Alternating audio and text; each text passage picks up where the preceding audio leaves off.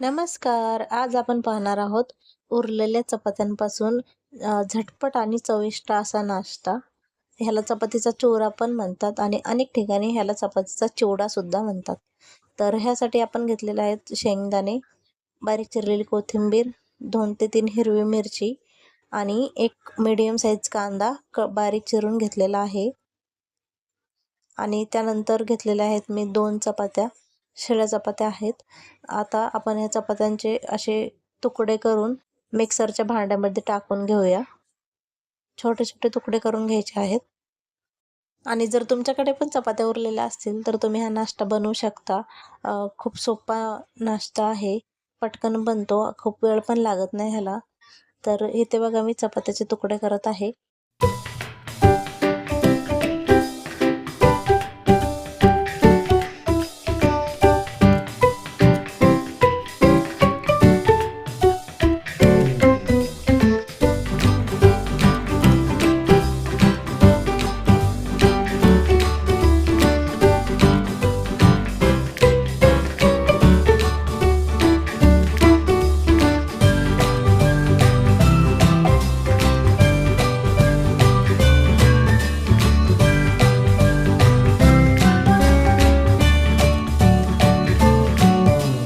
दोन्ही पण चपात्यांचे तुकडे करून झालेले आहेत.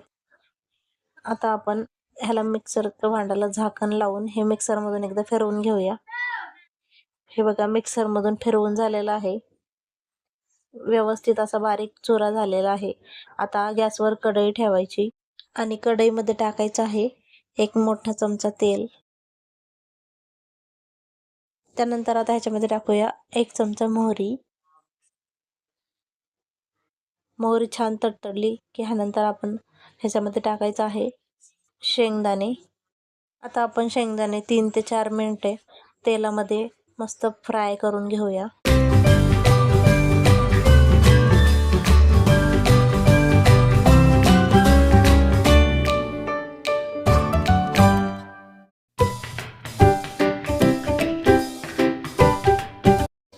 शेंगदाण्याचा असा आवाज आला पाहिजे, म्हणजे ते व्यवस्थित फ्राय झालेले असतात.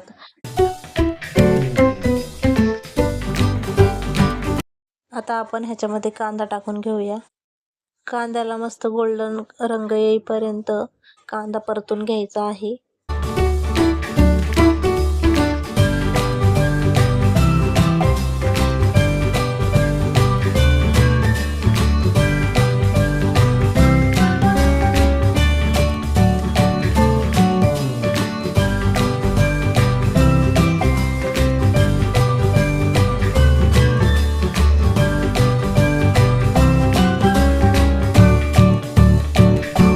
आता त्यानंतर ह्याच्यामध्ये टाकूया हिरवी मिरची. आणि हिरवी मिरची पण 1 मिनिट परतून घेऊया.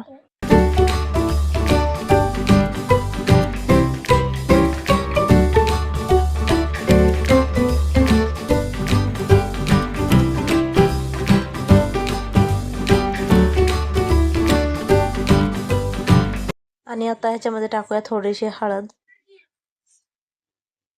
हळद टाकून एकदा फिरवून घ्यायचं आणि त्यानंतर आपण ह्याच्यामध्ये टाकूया बारीक केलेला चपातीचा चुरा. आणि चुरा टाकून झाल्यानंतर हे चांगलं फिरवून घेऊया, जेणेकरून चपातीचा जो चुरा आहे त्याला मिरची वगैरे सगळं व्यवस्थित लागेल.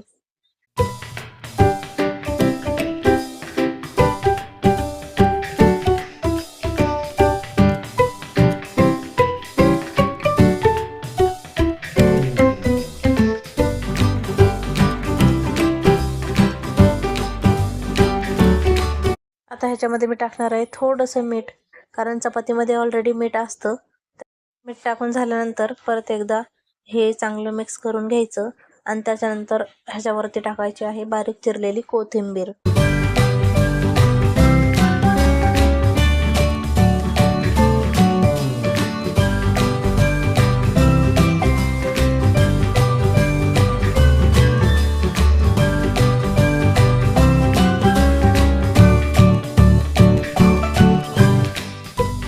ही रेसिपी तुम्हाला आवडल्यास व्हिडिओला लाईक करा आणि चॅनलला सबस्क्राईब करायला विसरू नका.